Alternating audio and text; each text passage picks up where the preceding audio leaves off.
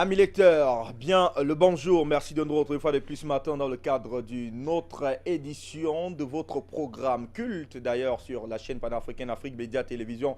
Et bien c'est donc la troisième livraison du kiosque africain qui va donc battre son plein dans quelques secondes seulement. Et bien vous le savez, c'est donc l'ensemble de la presse africaine naturellement traitée par nos confrères de la presse écrite, cybernétique et même quelques journaux en ligne qui vous est donc servi dans le cadre de cette autre édition matinale sur votre chaîne panafricaine. Et bien à mes côtés ce matin pour une autre édition, Tony Michael, bonjour. Bonjour Fabrice Doum, bonjour à tous les téléspectateurs d'Afrique Média ce matin, surtout les amoureux de la lecture des journaux qui paraissent au quotidien sur le continent africain. Eh bien, c'est donc parti pour plus d'une heure d'informations naturellement, telles que traitées par la presse africaine. Et on va débuter ce matin, comme c'est d'ailleurs de tradition, du côté de l'Afrique centrale, et bien avec quelques journaux gabonais qui sont naturellement en ligne, et même en kiosque ce matin. C'est avec vous, Tony Michael. Attention, on commence avec Gabon Review. L'image est obscène, mais c'est Gabon Review qui a décidé de mettre cette image à l'antenne pour vous, chers lecteurs, et parle en titre ce matin, grande une de sextorsion. C'est l'expression choisie par Gabon Review. Attention à l'arnaque au sexe sur Internet. Eh bien, le journal nous apprend que des élus locaux, des leaders politiques, des artistes de renom, des présentateurs de télévision et de nombreux kidams se retrouvent de plus en plus en tenue d'Adam et d'Ève sur les réseaux sociaux. Le dernier en date étant l'un des plus grands artistes plasticiens du Gabon. L'homme se livre à l'onanisme, visiblement devant une caméra d'ordinateur, de tablette ou de téléphone portable. L'effet viral de la vidéo en fait le buzz du week-end Pascal Échu. Comment, alors que d'autres en ont fait déjà les frais, le maître en art plastique en est-il arrivé là?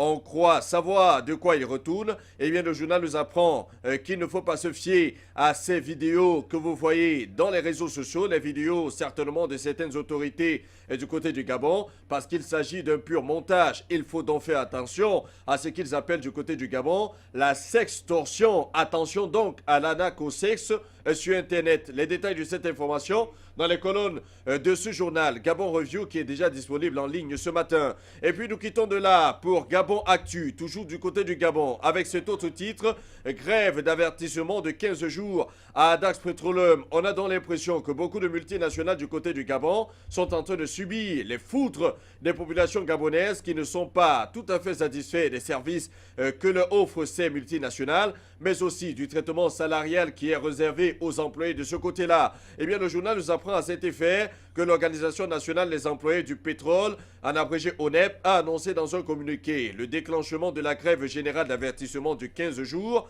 sur tous les sites de production d'Adax Petroleum, Oil et Gaz Gabon, filiale du groupe chinois Sinopec, pour réclamer le paiement de l'indemnité de bonne séparation à cette entreprise pétrolière qui est en train de vendre en catimini ses actifs. Le Bureau national vous informe d'ailleurs par la présente du déclenchement d'une grève de 15 jours qui couvrira l'ensemble des installations où opèrent les employés d'APOG, filiale du groupe Sinopec, a annoncé le communiqué de l'ONEP, la puissante plateforme syndicale des pétroliers du pays. Les détails de cette information dans les colonnes de ce journal Gabon Actu qui est déjà disponible en kiosque et en ligne ce matin. Et nous quittons du Gabon pour la Centrafrique ce matin.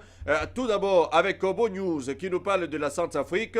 Une musclée opération conjointe FACA-MINUSCA qui libère 15 otages villageois de Koubou, kidnappés par la Ligue nationale du Seigneur.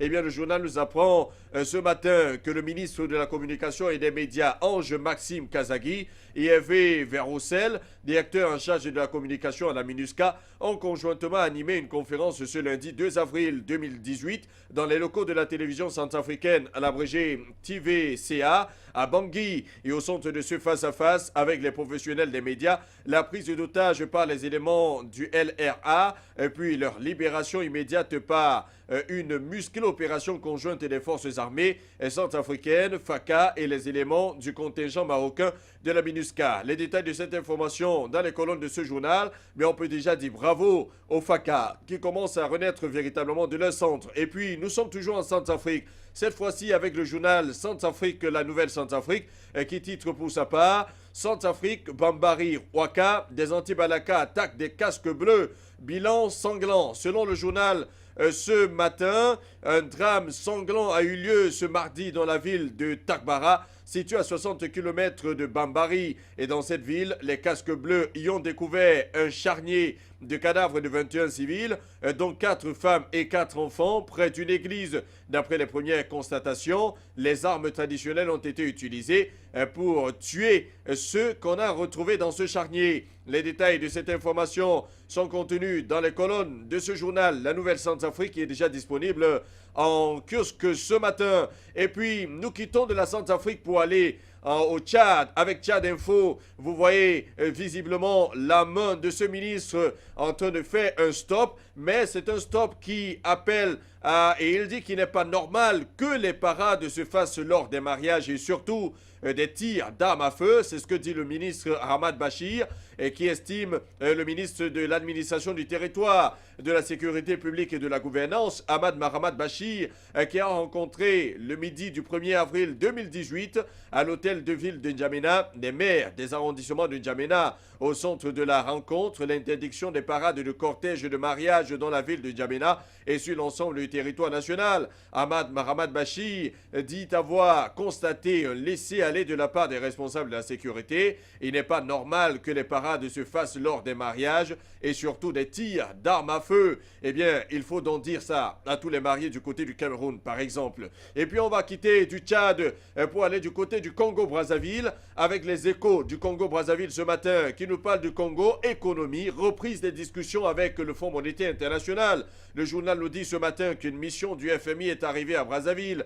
Elle y restera du 3 au 18 avril 2018 dans le cadre des pourparlers avec les autorités congolaises, notamment le ministère des Finances et du Budget, au fin des conclusions d'un accord avec le Congo, conduite par Abdoul Aziz Ouane. Cette mission devrait de nouveau faire le point avec la partie congolaise dans la perspective de la conclusion d'un programme de relance économique. Les détails de cette information économique dans les colonnes de ce journal Les Échos de Brazzaville, qui est déjà disponible en ligne ce matin. Et puis nous allons toujours du côté du Congo-Brazzaville avec cette fois-ci les dépêches de Brazzaville qui titre à sa une, toujours concernant cette actualité. Finances publiques, le FMI à Brazzaville pour la poursuite des discussions. Eh bien à Thèbes, il faudra donc signer des accords avec le Congo-Brazzaville dans le but de la relance économique du côté du Congo-Brazzaville. Et puis nous quittons de là pour le pays voisin.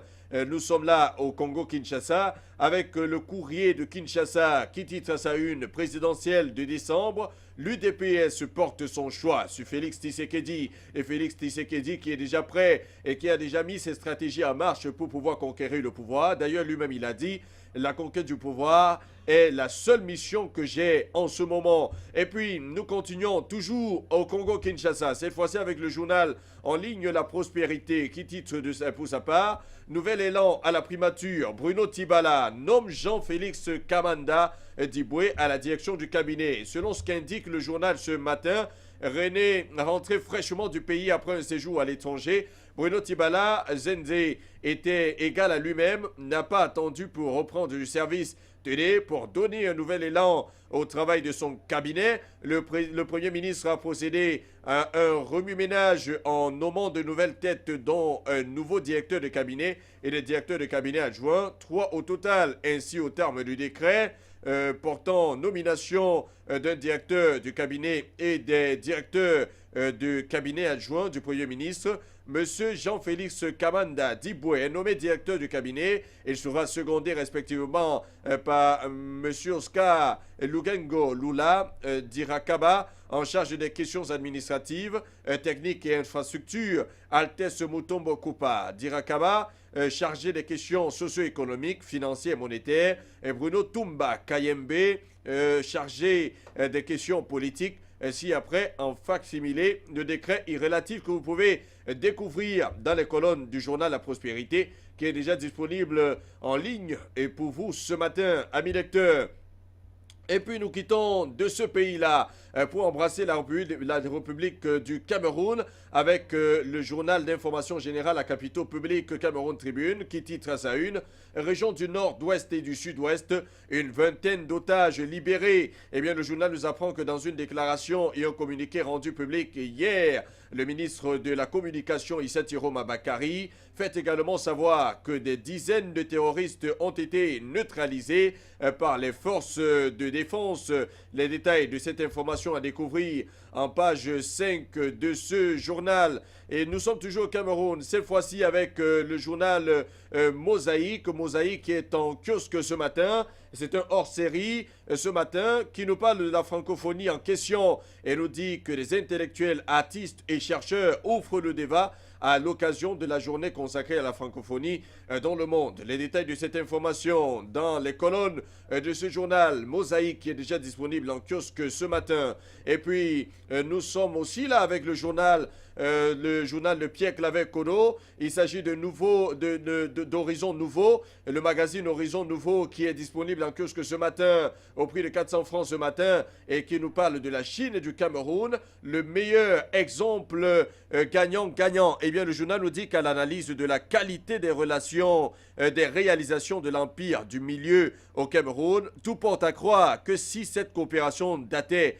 de 50 ans, eh bien, le Cameroun serait mieux loti qu'aujourd'hui. Et le journal qui estime, Pierre Claver Kono qui estime dans son journal que la relation entre la Chine et le Cameroun est plus prometteuse et surtout plus fructueuse que la relation que le Cameroun entretient, surtout avec certains pays comme la France et les pays comme l'Angleterre et d'autres pays de l'Europe tout simplement. Il estime que la Chine, si la Chine avait existé avec le Cameroun depuis 50 ans dans la relation de construction des infrastructures et autres, eh bien le Cameroun serait aujourd'hui plus développé infrastructurellement que ce qu'on voit actuellement dans ce pays-là. Et puis nous quittons de là pour un autre journal camerounais, c'est Week-end, l'info en toute détente qui nous parle de présidentielle 2018 et vous pouvez remarquer la grosse figure de Samuel Eto'o-Fils, l'un des joueurs les plus connus au monde aujourd'hui et les plus appréciés d'ailleurs. Présidentielle 2018, Eto'o-Fils refuse d'affronter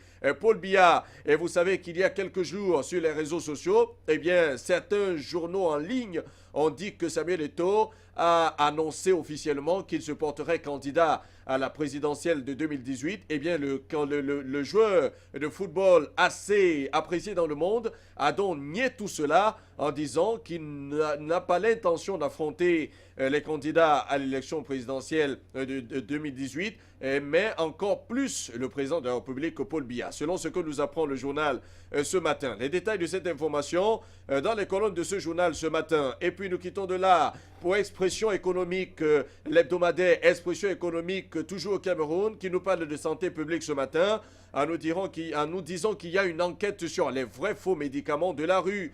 Cette information sanitaire loue leurs agréments aux tenanciers des pharmacies par terre. Des médecins détournent et revendent des médicaments aux commerçants ambulants.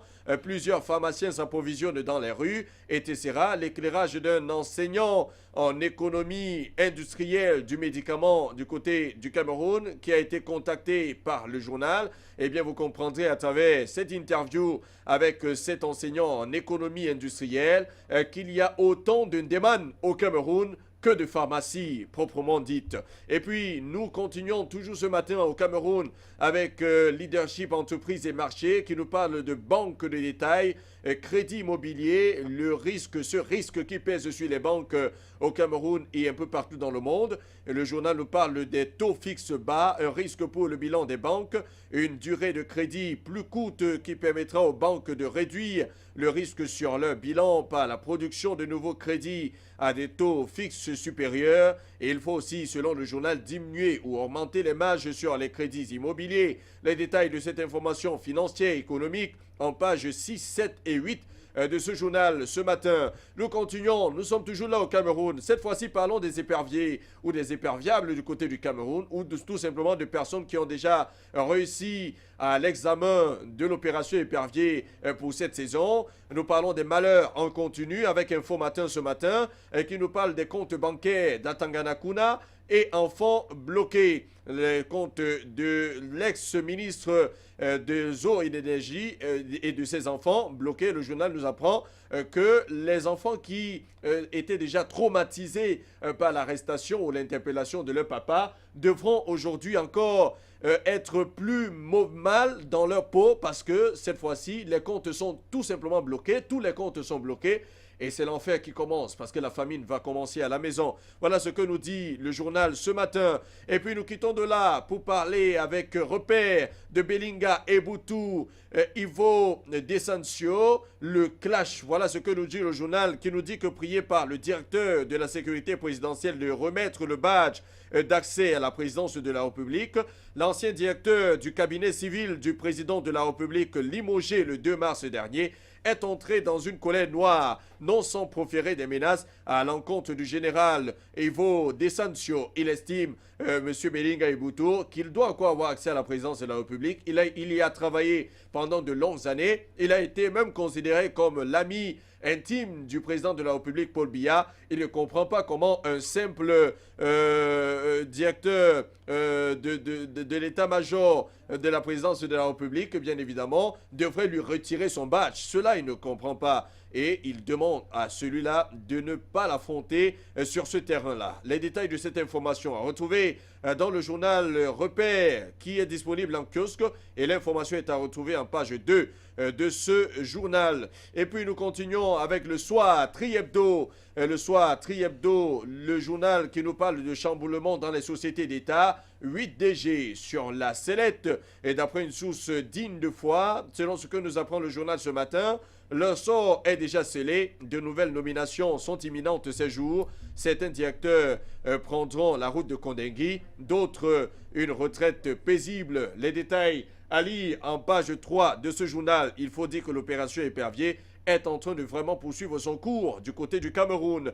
Et puis, nous quittons de là pour le quotidien Mutation. Mutation qui est aussi en kiosque ce matin et qui nous parle du ministère des Enseignements secondaires. Nalova Lyonga se dessaisit de sa signature. Et le journal nous explique que le 22 mars dernier, soit une dizaine de jours après son entrée en fonction, le ministère a accordé une délégation controversée de pouvoir au directeur des ressources humaines. On ne comprend donc pas avec le journal pourquoi la ministre Nalova Lyonga, l'actuelle ministre des Enseignements secondaires, a décidé d'accorder autant de pouvoir à son directeur des ressources humaines. Son directeur des ressources humaines qui, selon le journal, devra donc signer les papiers assez importants du ministère. Les détails de cette information à découvrir en page 5 de ce journal. Et puis, nous terminons cette fois-ci avec le quotidien de l'économie qui nous parle d'Isaac Tamba. Tout projet qui ne recevra pas le visa de maturité du Minepat sera tout simplement rejeté. Eh bien, le journal nous dit ce matin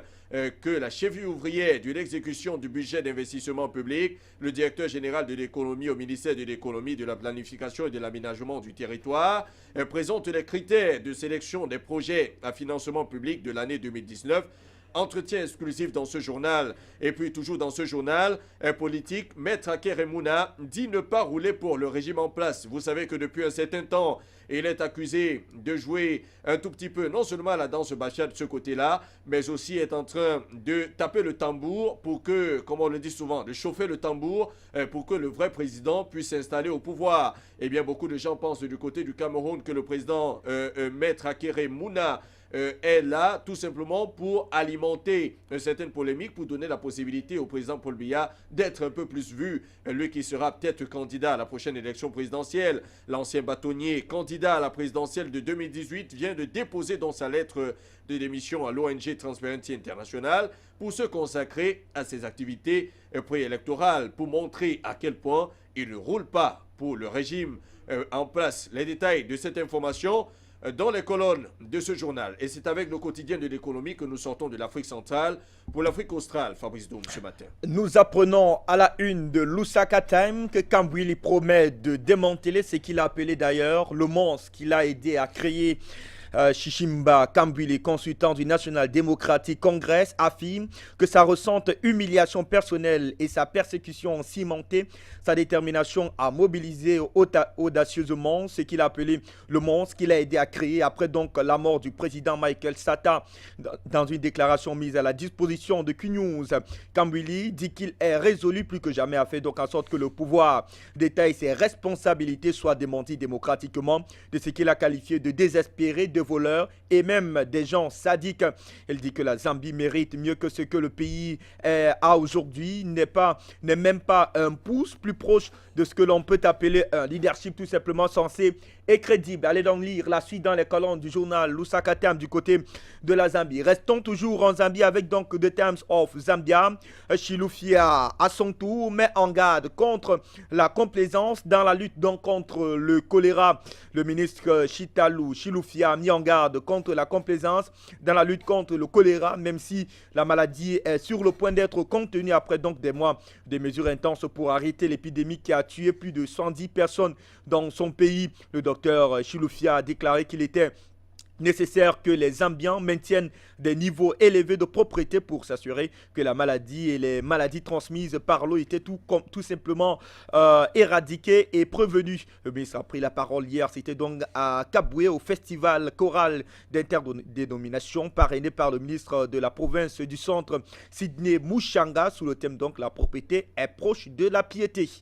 L'échec de Hakainde Hichilema a raconté son histoire réussie relève ce matin dans sa livraison que le journal Zambia Eye qui nous fait dire qu'en fin de compte HH comme il se fait d'ailleurs appeler de ce côté-là a été incapable de défendre la création de richesses naturelles. Il a été incapable de se défendre en attestant qu'il était un évaluateur de propriété et non un vendeur de mines. Il n'a même pas dit qu'il était un travailleur d'une entreprise d'évaluation et non l'évaluateur à titre personnel tel que le voit ce matin Zambia. Nous quittons donc définitivement la Zambie pour le Zimbabwe avec donc de Herald.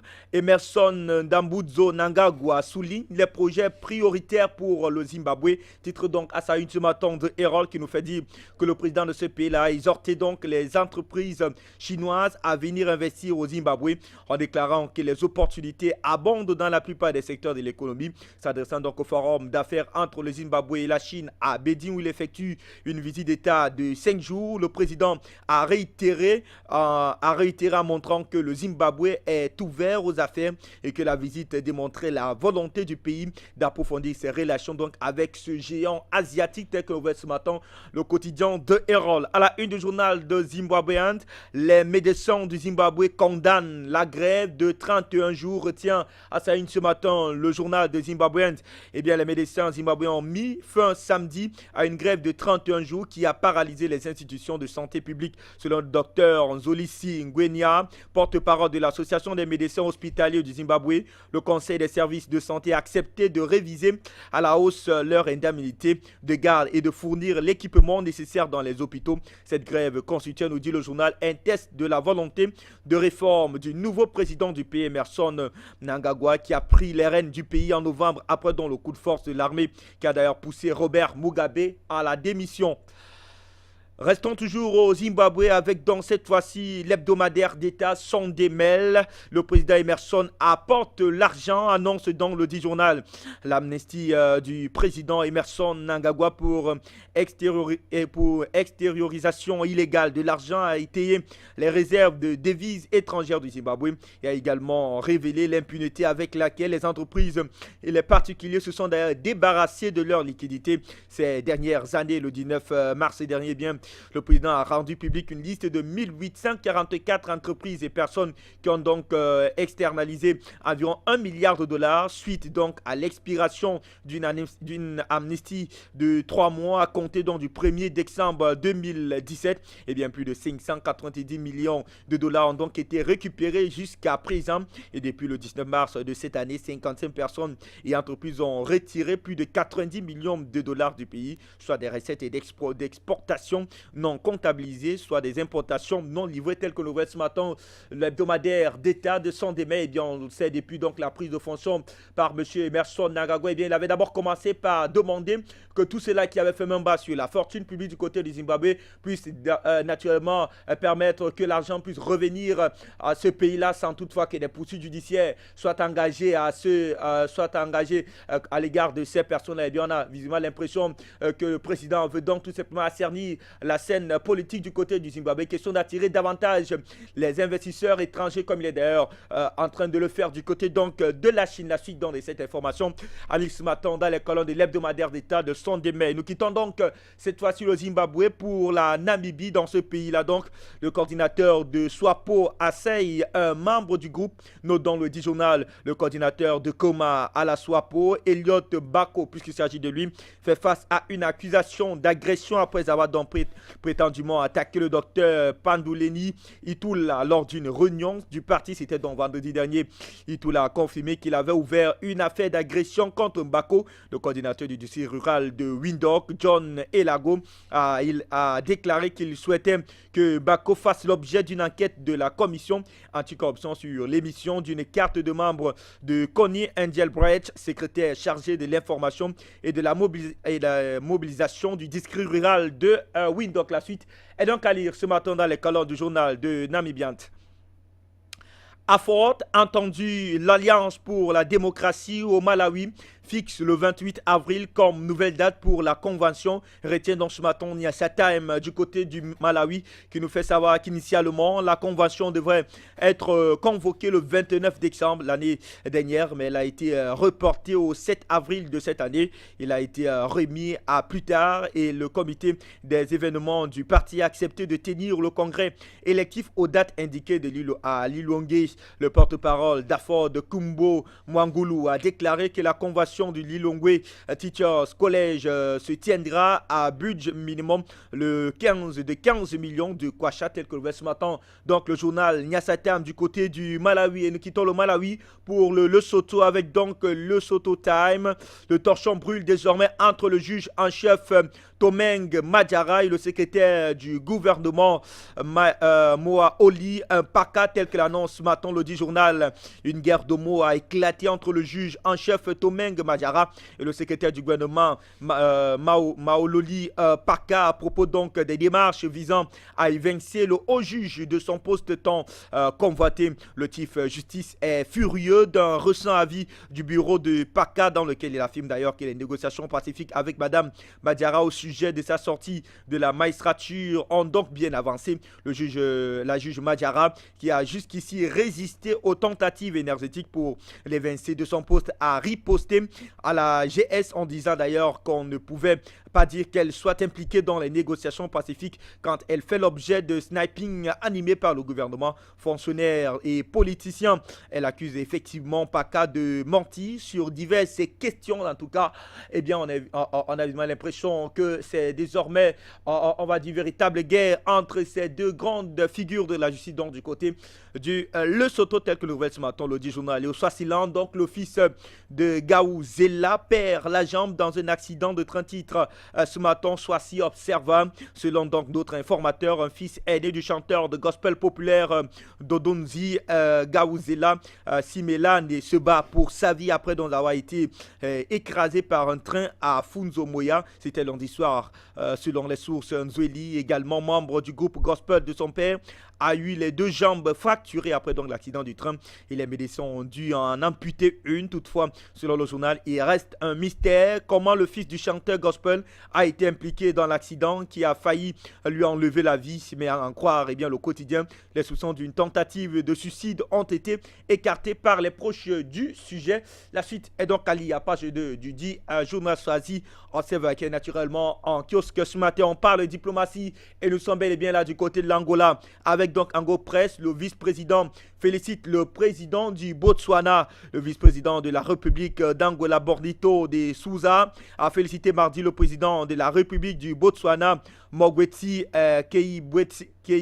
Keipsewe Massassi pour sa succession à ce poste. Mok Kwesi dirige depuis le 1er avril la République du Botswana après avoir remplacé l'ancien chef de l'État Seretse Kamalan Kama qui a démissionné et dirigera le pays jusqu'aux élections générales. Ça sera donc en avril 2019. Nous restons du côté de l'Angola. On parle cette fois-ci de la réserve sur Cabinda avec donc le journal Folawit. Aujourd'hui arrive au livre titre dans le journal l'histoire de Cabinda du point de vue de son statut territorial et une partie importante de l'histoire de l'enclave retrouvée dans 8 essais qui arrivent donc aujourd'hui dans la librairie portugaise dans un livre intitulé Cabinda, un territoire tout simplement contesté, dicté par War and Peace et organisé par l'activiste angolais Cédric de Carvalho, l'un de ces arrêtés dans Process 15+2 en 2016. Le livre présente plusieurs angles sur le même sujet, le problème de Cabinda, autant pour moi. Rappelons que le conflit du Cabinda oppose le front pour la libération de l'enclave de Cabinda à l'Angola populaire depuis donc quasiment l'indépendance du pays en 1975. L'enclave de Cabinda, enclavée donc entre la République démocratique du Congo et la République du Congo est séparée du reste de l'Angola. Il représente plus de 60% de la production pétrolière du pays, constituant d'ailleurs l'un des principaux enjeux de ce conflit. Nous restons en Angola. Les suppressions d'emplois et les conflits fonciers mènent à des plaintes. Providence reçoit des plaintes quotidiennes de la population. Note dans ce matin le journal d'Angola qui est naturellement en kiosque. Ce matin, nous quittons l'Angola pour l'Afrique du Sud avec donc de Citizens. Eh bien, motion contre Trolip de retour sur la table la semaine prochaine. Et titre donc à sa une de Citizens. Il a combattu Nelson Mandela Bay. Maire est confiant que son administration survivra à tout vote qualifiant l'EFF trop grand pour leur botte. La motion du parti des combattants de la liberté économique en abrégé FEP pour un vote de défiance envers donc le maire exécutif de Nelson Mandela Bay, Antol Trolley, puisqu'il s'agit de lui, sera donc débattu lors d'une réunion spéciale du conseil. Ça sera donc mardi prochain. Cela a été annoncé aujourd'hui suite à l'effondrement spectaculaire des délibérations du conseil très chargé la semaine dernière au cours de laquelle la motion était censée être tout simplement entendue. Nous restons toujours en Afrique du Sud avec dans cette fois-ci la Tribune Afrique qui est naturellement en ligne. C'est d'ailleurs avec ce journal que nous allons sortir de l'Afrique australe. Johannesburg s'apprête à accueillir sa première entreprise 100% digitale. Titre donc la Tribune Afrique à sa une. L'euphorie qui entoure l'introduction en bourse de Sagarmatha Technologies pour faire grimper la valorisation de l'entreprise spécialiste du contenu digital à 4 milliards de dollars. L'enthousiasme pour le titre, donc la cotation démarrera le 6 janvier et qui a donc déjà séduit des grands de la finance comme Dean Rogers et Al Dole est tout simplement certain tel que le voit. Donc ce matin, la Tribune Afrique nous fait d'ailleurs savoir ce matin que Johannesburg sera d'ailleurs paré aux couleurs d'une nouvelle entreprise, mais alors 100% digitale. Et bien la suite et l'intégrité de cette information à caractère tout simplement économique dans la colonne du journal La Tribune d'Afrique. C'est d'ailleurs avec cette information, on l'a dit, que nous mettons naturellement un cap du côté de l'Afrique de l'Est. Et nous allons en Afrique de l'Est avec tout d'abord la nation de Djibouti, politique énergétique nationale au-delà du droit d'inventaire. C'est le titre que nous pouvons lire à la grande une de ce journal ce matin qui nous dit que le président de la République, Ismaël Omar Guelleh, a dirigé avant-hier une réunion de haut niveau sur la problématique de l'énergie. De par son caractère crucial et sa transversalité, la mise en œuvre de la politique énergétique nationale demeure une priorité majeure de l'action gouvernementale. Djibouti doit relever plusieurs défis dans ce domaine vital, des défis qui ont nourri, nous dit le journal, les discussions entre le président Guelleh et les membres de son gouvernement et de leurs principaux collaborateurs assis autour de la table ronde. Les détails de cette information majeure contenue dans les colonnes de ce journal La Nation de Djibouti, le quotidien d'ailleurs national, qui est déjà disponible en kiosque pour vous, amis lecteurs. Dans les îles Comores, ce matin, Al-Watwan nous accueille en titrant ce matin visite du président Azali Assoumani au Koweït, mise en place d'une commission mixte. Selon ce que nous dit le journal ce matin, accompagné d'une forte délégation composée du ministre des Affaires étrangères et celui des Finances, le président Azali Assoumani est arrivé depuis hier au Koweït. Dès son arrivée, il a été accueilli par l'émir du Koweït, Sheikh Sabah Al-Hamad Al-Jaber Al-Sabah, en compagnie de son premier ministre Jaber al-Mubarak al-Hamad al-Sabah, le prince héritier Nawaf al-Hamad al-Jaber al-Sabah et enfin son président de l'Assemblée, Marzouk Ali al-Ghanim. Selon les informations relayées par Kouna, l'agence de presse du Koweït, à en croire celle-ci, nous apprend le journal, une convention a donc été signée entre les deux pays au palais Bayan le lundi 2 avril 2018 en présence de l'émir du Koweït et de son premier ministre koweïtien et du prince héritier. Les détails de cette information dans les colonnes de ce journal Al-Watwan qui est déjà disponible en kiosque et en ligne pour vous, amis lecteurs, ce matin. Midi Madagascar. Là, nous sommes dans l'archipel de Madagascar qui nous parle des lois électorales à sa une ce matin en parlant de corruption de haut niveau au Paon d'Or. Selon le journal, durant le week-end, on a assisté à un va-et-vient suspect des membres de l'exécutif du côté d'Imae Boaka, Ivato. Éreinté, ça c'est un terme qu'on peut retenir ce matin. C'est ainsi que l'on peut et que les uns et les autres qualifient les députés pro-régime qui sont en conclave au Paon d'Or à Ivato depuis jeudi dernier. Officiellement, les députés issus de la mouvance présidentielle sont à Imaïba Oaka pour se pencher sur les éventuels amendements que l'on pourrait apporter au projet de loi organique relatif au régime général des élections et référendums, ainsi qu'au projet de loi organique relatif à l'élection présidentielle. Pourtant, nous apprend le journal ce matin, pendant 4 jours, de nombreux parlementaires accompagnés de leurs proches passent du bon temps dans cet hôtel de luxe aux frais de l'État. Les détails de cette information dans les colonnes du journal Midi Madagascar qui est déjà disponible en kiosque ce matin. Tribune Madagascar est aussi disponible pour vous, amis lecteurs, ce matin et titre pour sa part. Hausse puis baisse des prix du carburant durant le week-end.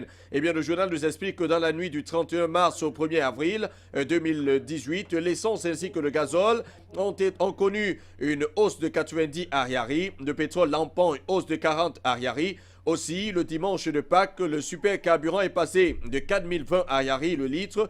Si auparavant il était de 3930 ariari, le gaz oil est monté à 3370 autant pour moi ariari au lieu de 3280 ariari. La barre fatidique des 4000 ariari a donc été franchie selon ce que nous apprend le journal le 1er avril dernier. En ce qui concerne le super carburant, pourtant, conclut le journal, dès le 2 avril, les prix sont redescendus et les compteurs reprenaient leur valeur au mois de mars. Détail de cette information économique dans les colonnes de ce journal Tribune Madagascar, déjà disponible en kiosque et en ligne pour vous, amis lecteurs, ce matin. Et puis, un Érythréen enchanté félicitant l'Éthiopie. C'est le titre qui bat la une de Awate en Érythrée ce matin. Le journal nous apprend que les Américains ne déclarent rien jusqu'à ce que la grosse dame chante.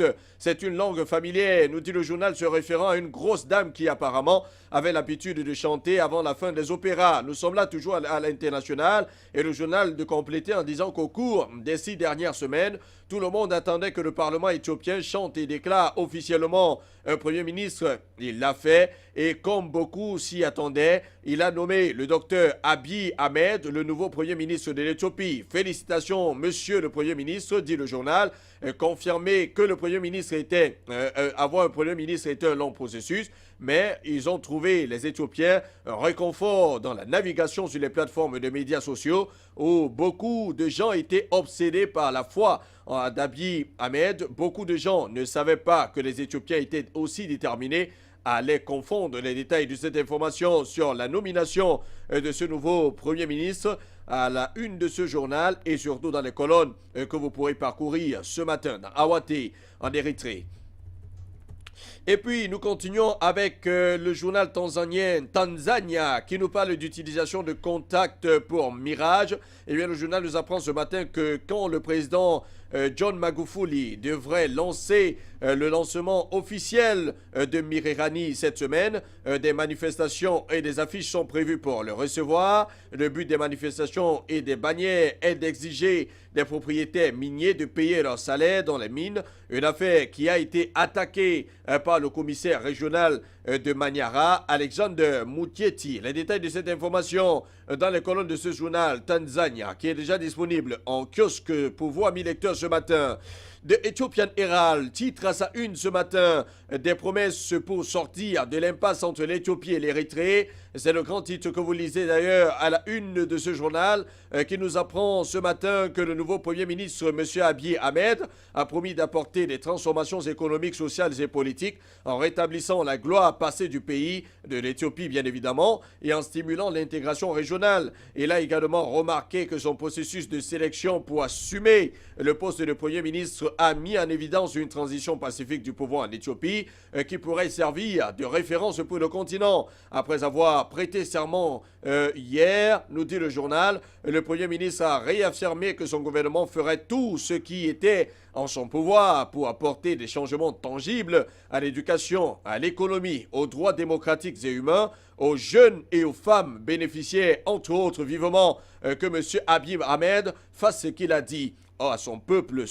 hier lors de son allocution d'intronisation. Et puis, nous passons de là pour atterrir en Ouganda avec The New Vision qui est en kiosque ce matin et nous parle de Yoweri Museveni, l'un des présidents les plus offensifs du continent africain en ce moment, qui nous dit d'ailleurs que Museveni conseille sur l'élection des dirigeants dans son pays. Eh bien, le journal nous indique ce matin que le président Yoweri Museveni, qui est également le président national du parti NRM, a exhorté les Ougandais qui adoptent le développement national à toujours choisir les leaders qui favorisent le développement des infrastructures. Je vous félicite et vous remercie d'avoir soutenu le NRM. Choisir un leader actif et constructif en politique signifie promouvoir le développement. Lorsque le comté de Rouama était dirigé par l'opposition, il n'y avait pas de développement. Jusqu'à ce que Mama Janet Museveni vienne vous représenter en tant que député, que vous commenciez à recevoir des signes gouvernementaux, des services gouvernementaux, c'est-à-dire l'électricité, des routes goudronnées, des écoles et centres de santé. C'est parce que Mama Janet Museveni avait en tête un engagement pour le développement national, a déclaré Yoweri Museveni, l'actuel président de l'Ouganda. Allez donc dans les colonnes de ce journal, vous allez comprendre qui est Mama Janet Museveni et puis vous aurez tous les détails sur l'information telle que traitée ce matin par nos confrères de New Vision de l'Ouganda ce matin. The New Times, nous sommes là au Rwanda. Le journal est aussi en kiosque et en ligne ce matin et nous accueille avec ce grand titre « Agric restera un secteur prioritaire ». Selon les dires du Premier ministre, selon ce que nous apprend ce journal ce matin, le Premier ministre Edouard Nirente a salué hier les réalisations accomplies dans le secteur agricole du pays et a promis l'engagement du gouvernement à augmenter davantage le financement du secteur. Pour faire face aux défis restants, il s'est adressé à une session conjointe du Sénat et de la Chambre basse pour informer les législateurs sur le statut du secteur agricole et les nouvelles mesures prises en vue d'une amélioration supplémentaire. Le secteur employant 65,8% de la population active du pays selon les chiffres de 2017 et selon ce que nous indique le journal ce matin de l'Institut national de la statistique du Rwanda, a contribué pour 31% à la croissance économique du pays l'année dernière. Les détails de cette information dans les colonnes de ce journal, The New Times, déjà disponible en kiosque et en ligne ce matin. Iran, nous sommes là en Somalie pour parler de Jawari qui accuse le président Farmajo d'alimenter les tensions politiques. Eh bien, Iran nous apprend ce matin que le président de la Chambre basse, Mohamed Osman Jawari, a accusé mardi le président Mohamed Farmajo d'avoir sali sa blessure à peine 4 jours après qu'une intervention présidentielle avait retardé une session de débat sur la motion de censure contre ce monsieur Jawari. Et selon le journal toujours, lors d'une conférence de presse, ce monsieur Jawari a déclaré que le président avait plaidé contre lui pour qu'il démissionne depuis samedi plutôt que de résoudre la crise, plutôt que de médiatiser la crise politique. Et il me demande de démissionner. Et je ne démissionnerai pas. Je suis venu ici par le biais du scrutin et je passerai au vote, a déclaré Jawari. Ou a-t-on vu en Afrique, par exemple, qu'un ministre démissionne parce que le président de la République ou le Premier ministre lui a demandé de démissionner? Eh bien, ça ne commencera pas en Somalie et pas certainement avec Jawari. Lui-même, il a dit ce matin. Les détails de cette information dans les colonnes de ce journal. Sudan Tribune, nous sommes là du côté du Soudan avec ce titre, la sécurité soudanaise qui dépose les accusations criminelles contre Al-Mahdi. Le journal nous écrit ce matin et dit à cet effet que le bureau du procureur soudanais de la sûreté de l'État a déposé mardi des accusations dont certaines sont passibles de la peine de mort contre le dirigeant du parti d'opposition Ouma Sadiq Al-Mahdi, l'accusant de coordination avec les mouvements armés. Le mois dernier, le groupe d'opposition Soudan Call, qui regroupe des groupements politiques et armés, a tenu une réunion à Paris et a choisi Al-Mahdi comme chef de file. Lundi, le président soudanais Omar El-Béchir a menacé de prendre des mesures décisives contre les partis politiques alliés au groupe rebelle, affirmant qu'il ne permettrait jamais, mais au grand jamais, de combiner l'action armée contre l'État et l'action politique sous quelque titre que ce soit. Les détails de cette information à lire dans les colonnes de ce journal Soudan Tribune qui est déjà disponible en kiosque ce matin. Et puis nous terminons en Afrique de l'Est avec Daily Nation. Nous sommes là au Kenya. Le titre qui bat la une de ce quotidien ce matin, c'est celui-ci. Les juges biaisés souillent le pouvoir judiciaire. Selon CS Matiangi, eh bien, le journal nous fait savoir ce matin que la controverse entourant la déportation de Miguna Miguna, militante de l'opposition, est à la base d'une nouvelle guerre froide entre l'exécutif et le pouvoir judiciaire. Et il s'agit du secrétaire du cabinet intérieur, Fred Matiangi, qui affirme qu'un groupe de juges est impliqué dans une alliance d'avocats activistes qui ont l'intention d'embarrasser le gouvernement. Dr Matiangi a déclaré d'ailleurs mardi, c'est-à-dire hier, à un comité parlementaire que son ministère avait demandé au procureur général Kirara Kariuki de faire appel de sa condamnation par le juge Georges Odunga la semaine dernière pour outrage au tribunal pour avoir omis de conduire M.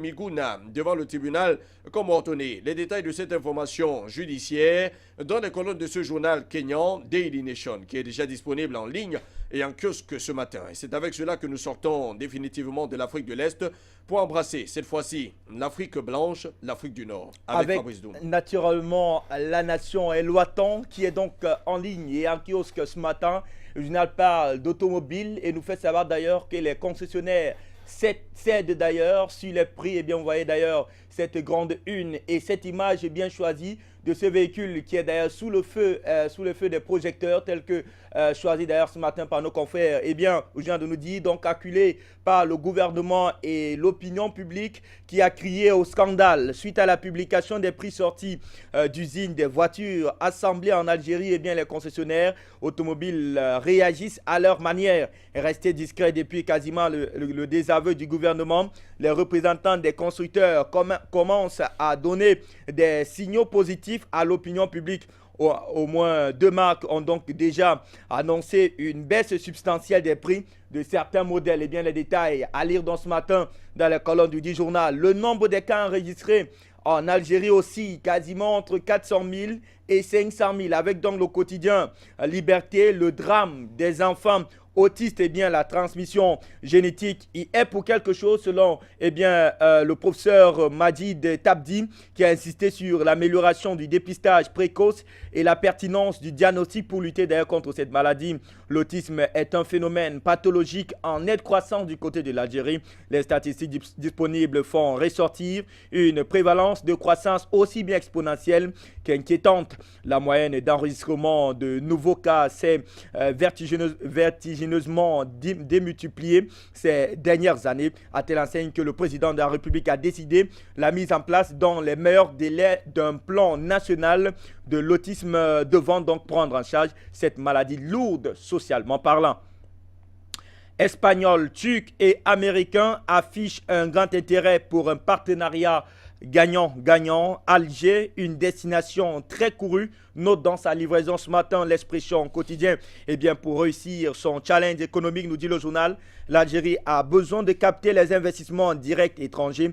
Et sur cette question, il semble bien que la destination Algérie se vende bien du côté donc de l'Hexagone. C'est ce que nous révèle ce matin l'expression quotidien qui croit d'ailleurs savoir que l'Algérie semble être une destination très prisée par bon nombre de géants donc du côté de l'Occident, à savoir l'Espagne, la Turquie et même les États-Unis. La suite donc de cette information à lire ce matin dans les colonnes du journal. Pour dénoncer la baisse du pouvoir d'achat, l'intersyndicale appelle à une grève générale, titre le Midi Libre. Eh bien, nous apprenons par ailleurs que les médecins résidents rejettent la proposition du ministre. Le ministre de la Santé était tout heureux d'annoncer, nous dit le journal, que son département a satisfait toutes les revendications des médecins résidents, Tout le monde s'attendait donc à une reprise du travail dès hier, à l'issue donc des assemblées générales organisées par les grévistes dans les hôpitaux. Mais aux dernières nouvelles, les médecins résidents ne semblent pas être emballés par les annonces du président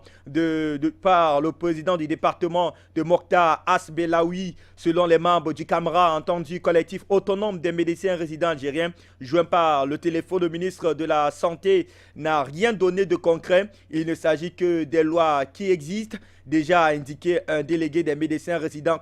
Conséquence donc, une coalition de 14 syndicats autonomes des secteurs de l'éducation, de la santé, de la fonction publique, des télécoms et des collectivités locales vont donc entamer aujourd'hui même une grève générale avec l'organisation de plusieurs rassemblements régionaux annoncés lundi. L'intersyndical, on a vivement l'impression que de ce côté-là, le syndicat des médecins résidents ne semble pas tout simplement baisser la garde, comme on peut naturellement le dire trivialement du côté du continent africain. Eh bien, on a vivement l'impression que le gouvernement ne joue pas franc jeu dans ce dossier-là. Eux qui revendiquent quasiment depuis quelques 4 mois les meilleures conditions de travail et même de salaire dans ce pays qu'on appelle l'Algérie. Eh bien, la sourde oreille menée jusqu'ici par le gouvernement de M. Ahmed Ouya pousse donc ces derniers à débrayer davantage. Eh bien, ce mouvement de débrayage qui est d'ailleurs encore prévu relancer ce matin, eh bien, on a visuellement l'impression que va davantage plonger le secteur de la santé va davantage paralyser le secteur de la santé donc du côté de l'Algérie. À la suite est donc à lire ce matin dans les colonnes du quotidien Midi Libre qui est naturellement en kiosque ce matin. On peut d'ailleurs lire cette annonce. Je suis en grève, a d'ailleurs intempesté médecin du côté de l'Algérie. Nous quittons donc ce journal pour un autre. C'est donc le soir d'Algérie qui est naturellement en kiosque. Eh bien, c'est titraille. Pression donc pour qu'elle intervienne au Sahel. Le niet de l'armée algérienne, note donc le soir d'Algérie, eh bien, qui nous fait savoir que les pressions qui s'exercent pour amener l'armée algérienne à mener des missions hors de ses frontières se multiplient et prennent l'aspect d'invitations claires. Depuis un certain moment, des enjeux fondamentaux stratégiques sont à l'origine des faits, nous dit tout simplement le quotidien Le Soir d'Algérie. Et si on parlait cette fois-ci du forum algéro-espagnol, des hommes d'affaires à la une du journal d'Algérie, l'Espagne appelle l'Algérie à réviser la décision des restrictions des importations. Je sais que l'économie algérienne traverse un moment difficile que l'Espagne comprend parfaitement. Nous avons connu la même crise, mais même dans nos moments les plus difficiles, il n'a pas été question d'adopter des mesures restrictives du commerce et de l'investissement, a déclaré Maria Luisa Poncela, secrétaire d'État du commerce du côté donc de l'Espagne. Les détails à lire ce matin dans les colonnes du quotidien Le Jour. Le ministre des Affaires religieuses persiste et signe à la une du quotidien de Laurent. Les sectes sont manipulées par des services étrangers. Le ministre des Affaires religieuses persiste et signe en accusant des services secrets étrangers, sans les nommer, encore une fois, d'être derrière les sectes qui tentent de s'implanter dans le paysage religieux national, donc du côté de l'Algérie, eh bien un pays totalement musulman à qui a la cause de Mohamed qui semblerait-il est désormais envahi par des sectes venues d'ailleurs et qui semblent gagner naturellement du terrain du côté donc de l'Algérie, qui de droit pour lever naturellement l'équivoque autour de cette grande question, si ce n'est le ministre des Affaires religieuses qui persiste tel que nous révèle d'ailleurs le journal et signe d'ailleurs en accusant ce service secret-là étranger, et naturellement sans les nommer, d'être à l'origine des quelques remue-ménages observés donc du côté de l'Algérie. Et bien la suite de cette information à connotation tout simplement spirituelle. Allez ce matin dans les colonnes du quotidien de Laurent, on parle de blocage toujours en Algérie. Blocage de quoi donc? Des importations algériennes. Madrid espère d'Alger d'assouplir tout simplement la mesure. Note la nouvelle République du côté donc de l'Algérie. L'Espagne souhaite que la mesure qu'a prise l'Algérie pour développer sa production nationale en bloquant des importations prenne fin. C'est ce qu'a fait savoir la secrétaire d'État au commerce de l'Espagne, Maria Luisa Poncela, hier lors du forum d'affaires algéro-espagnol, expliquant d'ailleurs que cette politique nuit tout simplement à son économie. En tout cas, on a vraiment l'impression que l'Algérie développe jusqu'ici une politique tout simplement autarciste au vu tout simplement de la situation économique qui n'est pas tout simplement au beau fixe. Eh bien, il va falloir tout simplement être dans ce cas-là nationaliste. C'est ce que a d'ailleurs choisi le ministre de l'économie de l'Algérie en misant tout simplement sur une consommation locale et même nationale des produits tout simplement produits localement par l'Algérie en tout simplement en barrant la voie aux importations du côté donc du Portugal, ce qui a d'ailleurs paralysé l'économie ou alors le secteur, on va le dire, d'approvisionnement en denrées alimentaires du côté donc du Portugal. Eh bien, on a vu seulement cette sortie du secrétaire général, du secrétaire des affaires du commerce du côté donc de l'Espagne, Marois Luisa Poncia, tel que nous voyons d'ailleurs la presse algérienne ce matin. La suite est donc à lire dans la colonne de la Nouvelle République. Eh bien, pour consolider le partenariat algéro-espagnol, de nouveaux mécanismes s'imposent dans le temps, note dans le quotidien, le temps qui est naturellement en kiosque ce matin. Même son de cloche avec le quotidien gouvernemental El Moudjahid qui parle de coopération algéro-espagnole. Nous fait savoir d'ailleurs à sa une du journal qu'il va falloir renforcer un partenariat tout simplement durable. Buira, la première session de l'APW ouverte hier à la une de la dépêche de Kabylie. L'investissement et l'hydraulique en débat. La suite est donc à lire en page 2 du dit journal. Et c'est avec cette information que nous quittons définitivement l'Algérie pour le Maroc avec donc le quotidien tel quel Arabica. L'entrée en bourse d'Imorente est imminente. Note dans le journal. Selon nos sources, eh bien, la note d'introduction relative à la société foncière Imorente ne tardera pas à être visée par l'autorité marocaine du marché des capitaux. Si c'est le cas, ce sera une nouvelle classe d'actifs qui viendra donc enrichir la côte casablancaise qui attend du papier frais depuis quasiment longtemps, créé en 2011. Le spécialiste de l'immobilier locatif à caractère professionnel s'apprête d'ailleurs à franchir le pas de la bourse et devenir la première recrue de la bourse en 2018 au nombre de 75 sociétés cotées de suite donc à 11 introductions et 12 retraits de la côte sur les 8 dernières années. Imorente Foncière deviendrait donc la 76e société cotée à la bourse de Casablanca. La suite est donc à lire ce matin dans la colonne du quotidien tel quel du côté de Maroc. Et son par le leadership dans ce pays-là. Bad El Djamri, distingué pour son engagement dans l'écotourisme, remarque aujourd'hui le Maroc. La 4e édition du Grand Montana à Dankla a fait les heureux parmi donc les candidats qui se sont inscrits pour faire partie de la compétition des New Leaders for Tomorrow. Du haut de ses 28 ans, Bad El Djamri en fait d'ailleurs partie parmi les 42 candidats. Le jeune entrepreneur en herbe a été distingué pour ses 2 projets dans l'écotourisme retenus dans la vision touristique des villes de Laayoune et Dakhla. Sur la dizaine des jeunes primés, ce jeune financier retient donc l'attention à plus d'un titre, son profil et son ingéniosité. Quant au choix des projets présentés officiellement lors de la présentation de la stratégie régionale, les enjeux, nous dit le journal, sont en tout cas énormes donc du côté du Maroc. Hauteur, anticipation et patriotisme, les valeurs que porte le président Othman Benjeloun, titre donc la Nouvelle Tribune du côté du Maroc. Eh bien, chaque année, à pareille date, la Banque marocaine du commerce extérieur of Africa donne d'ailleurs rendez-vous aux journalistes et aux analystes financiers pour la traditionnelle présentation des résultats du groupe. Eh bien, une invitation toujours honorée par tous ceux qui connaissent et apprécient la place du groupe BMCE Bank dans le système bancaire national, mais aussi son apport effectif au développement économique national et même continental, tel que le précise ce matin la Nouvelle Tribune donc du côté du Maroc. On quitte donc le Maroc pour l'Égypte avec Égypte Today. Un convoi à Ramallah envoie un message à Abbas de Sisi, titre donc le journal. Le président palestinien Mahmoud Abbas a reçu mardi le chef du service des renseignements égyptien Abbas Kamel et sa délégation au siège de la présidence à Ramallah. La délégation égyptienne était donc en mission pour transmettre un message important au président Abdel Fattah al-Sisi, à son homologue palestinien. Pour sa part, Abbas a souligné la profondeur des relations entre les dirigeants égyptiens et palestiniens.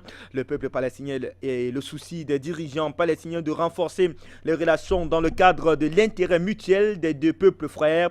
Au cours donc de la réunion, ils ont discuté des derniers développements dans les territoires palestiniens et des efforts égyptiens déployés pour parvenir donc à la réconciliation interpalestinienne, telle que nous voyons ce matin. Égypte Today.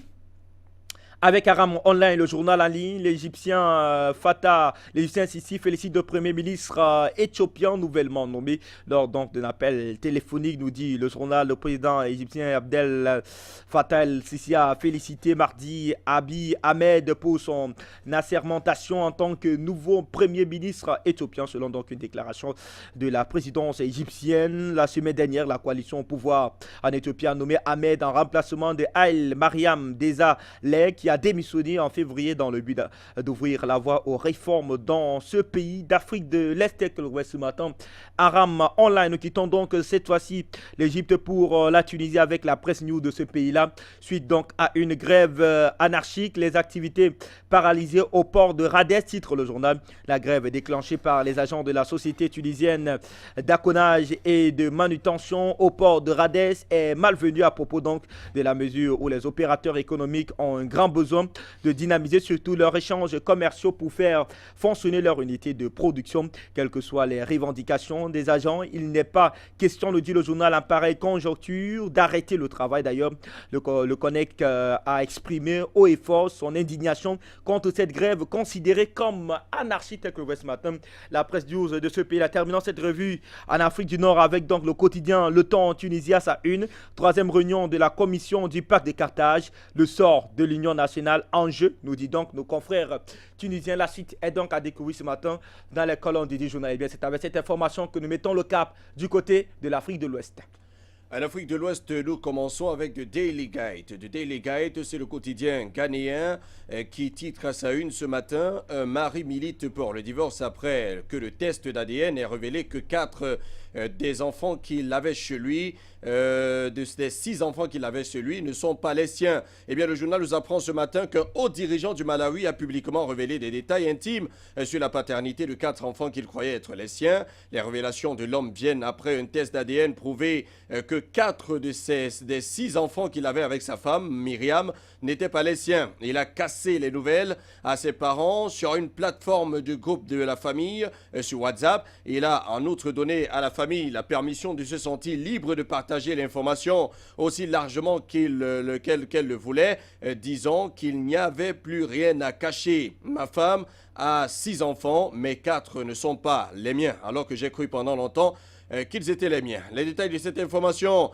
dans les colonnes de ce journal Daily Guide qui est déjà disponible en kiosque ce matin. Nous quittons du Ghana pour le Libéria avec le Daily Observer qui est aussi en kiosque ce matin et nous parle des citoyens en colère à cause du manque de services d'incendie à Ganta. Selon le journal ce matin, les habitants de Ganta ont exprimé leur indignation pour le fait que le gouvernement ne fasse pas assez pour réduire les catastrophes d'incendie dans une ville rurale comme Ganta. Leur colère est née d'une situation impliquant une voiture privée appartenant à un Samco qui est un agent de commerce en langue dans une langue locale de ce côté-là. Le véhicule de coup a éclaté en flammes et a été réduit en cendres dans le centre de Ganta, laissant les passagers et les passantes choqués et déçus par la scène de l'incident. La voiture de couleur marron portait la mention A2 8786 et elle a été conduite à un garage local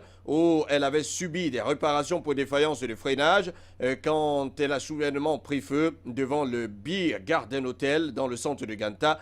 Le mécanicien Veiti a déclaré au Daily Observer. Les détails de cette information tragique dans les colonnes de ce journal Daily Observer qui est déjà disponible en kiosque ce matin. The Point en Gambie est aussi disponible ce matin pour vous amis lecteurs et titre à sa une ce matin « Jammeh possède plus de 110 propriétés à ce jour ». Eh bien le journal nous explique que Yaya Jammeh, ancien président, a acquis plus de 110 propriétés à Banjul dans la municipalité de Kanifing et à Kombos selon les révélations de la commission Djané. Il est révélé qu'il a acquis 28 propriétés à Banjul, 38 dans la municipalité de Kanifing, 18 à Kombo Sud et 27 à Kombo Nord, soit un total de 111 propriétés à ce jour. Et poursuivant son témoignage pour la commission, Delo Baldé, membre de l'équipe d'enquête de la commission Djané, la commission qui se charge donc d'enquêter sur la fortune de Djané et les biens de Djané en Gambie, a déclaré à la commission le 29 mars 2018 que la 24e propriété de Kombo Nord à Brufut appartenait à l'ancien président Yaya Jammeh, mais a été louée au président Laurent Gbagbo, l'ancien président de la Côte d'Ivoire, par Kanilai Family Farms. Les détails de cette information assez houleuse dans les colonnes de ce journal gambien, The Point, qui est déjà disponible en kiosque ce matin. The Punch au Nigeria, barre à sa une. Tournage sur YouTube, une femme est morte, plusieurs blessés. Le journal nous explique ce matin que des coups de feu ont éclaté mardi dans les bureaux de YouTube en Californie, laissant au moins 3 personnes blessées et provoquant une fuite paniquée avant que le tireur présumé une femme ne se suicide. Au milieu d'une scène chaotique dans la ville de San Bruno, une femme soupçonnée d'être la tireuse a été retrouvée morte sur les lieux du service de partage de vidéos appartenant à Google. Nous avons un sujet qui est décédé à l'intérieur du bâtiment avec une blessure auto-infligée, a déclaré au journaliste le chef de la police de San Bruno, Ed Barberini. En ce moment, nous croyons que c'est la tireuse dans cette affaire. Les détails de cette information dans ce journal. Et puis, nous quittons de ces pays anglophones de l'Afrique de l'Ouest pour embrasser les pays francophones de l'Afrique de l'Ouest. Et nous commençons ce matin avec Sud Quotidien et les patates chaudes de la politique dans ce pays-là. Procès politique contre Khalifa Sall, parrainage, le professeur Batili désigne le maquis. Entre guillemets, désigne le maquis. Et selon ce que nous apprend le journal ce matin, le professeur Abdoulaye Batili, ancien patron de la Ligue démocratique et ancien candidat à la présidence de la Commission de l'Union africaine, est formel. Le procès de la caisse d'avance qui vaut au maire de Dakar, Khalifa Sall, un emprisonnement ferme de 5 ans, est politique selon lui. Invité de l'émission Grand Jury de la RFM dimanche 1er avril 2018, l'ex-leader des Djalabistes a vogué à contre-courant du régime en place dans cette affaire qu'il a opposée à Khalifa Sall, non sans clamer son opposition ouverte au parrainage des candidats à la présidentielle proposée par Macky Sall et la majorité. La défense du maire de Khalifa Sall qui réitérait Urbi et Orbi que le procès intenté contre son client était avant tout politique. Il y avait pour but la liquidation politique de celui-ci, a trouvé avant-hier, dimanche,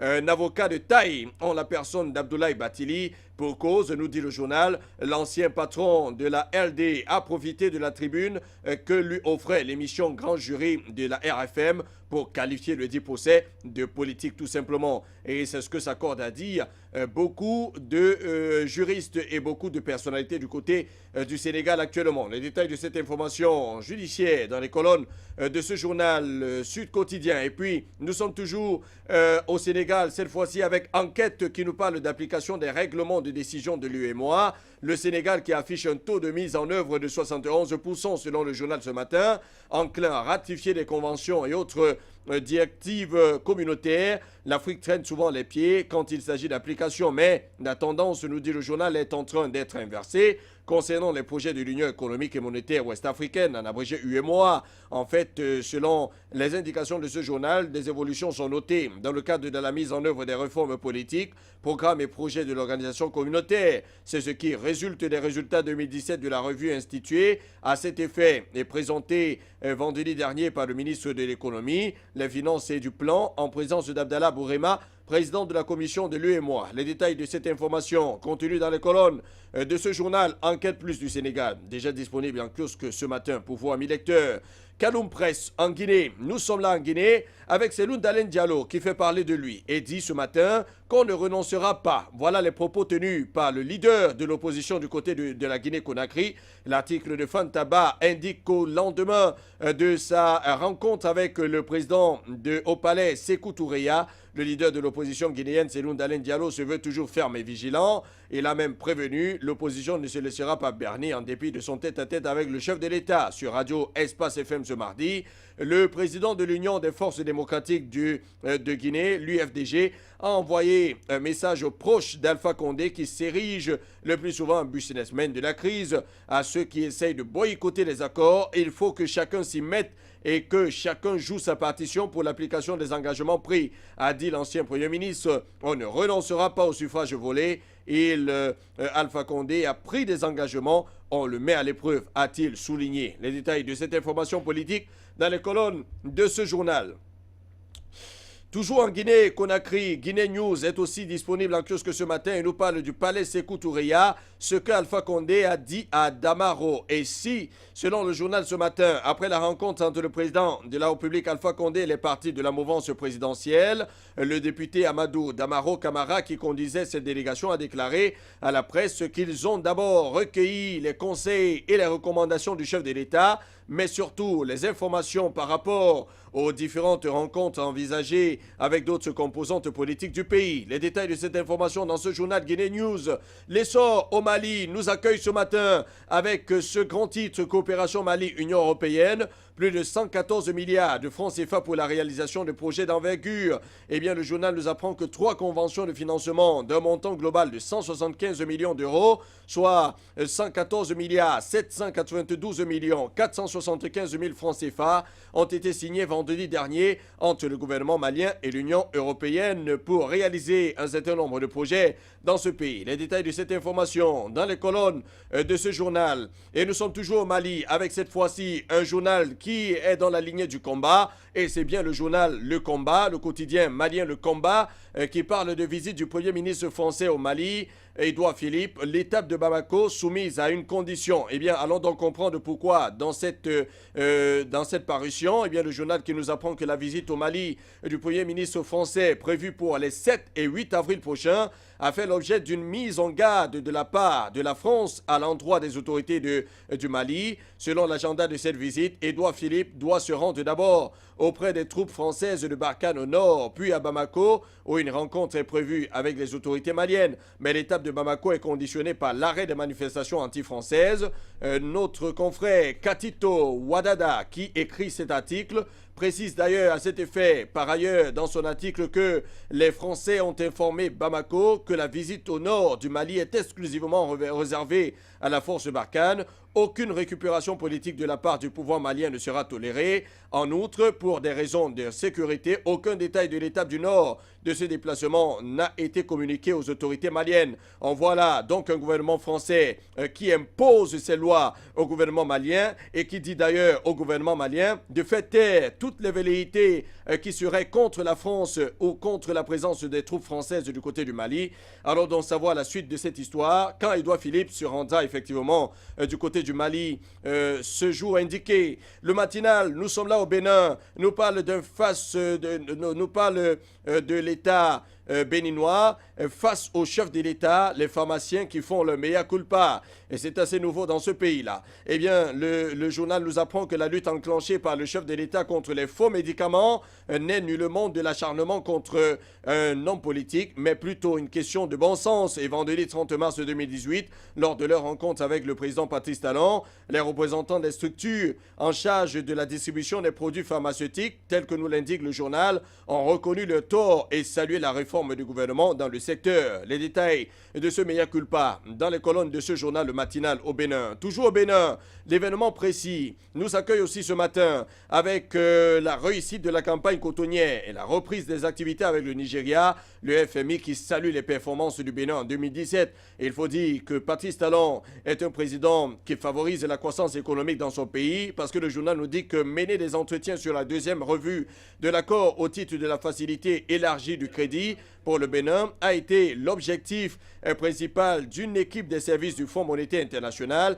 qui a séjourné à Cotonou du 21 mars au 1er avril 2018. Allez comprendre les détails de cette information dans les colonnes de l'événement précis ce matin. Sidoya, nous sommes au Burkina Faso. Procès de Push, les accusés à la barre à partir du 6 avril 2018. Eh bien, le procès du coup d'État manqué du 16 septembre 2015 franchira, selon le journal, un nouveau cap le vendredi 6 avril 2018 avec l'audition des accusés. Beaucoup de révélations seront faites et vous avez déjà la révélation telle que celle de Moussuna qui se retrouve dans le camp des accusés, mais aussi Guillaume Soro du côté de la Côte d'Ivoire qui aurait certainement, selon le général Gilbert Diendéré, quelque chose à voir dans le push manqué du 16 septembre 2015. Et puis, nous sommes toujours au Burkina Faso, cette fois-ci avec l'Express du Burkina Faso, qui nous parle du procès tant attendu, mais bien intéressant. Eh bien, le journal revient précisément sur les chefs d'accusation que sont attentat à la sûreté de l'État,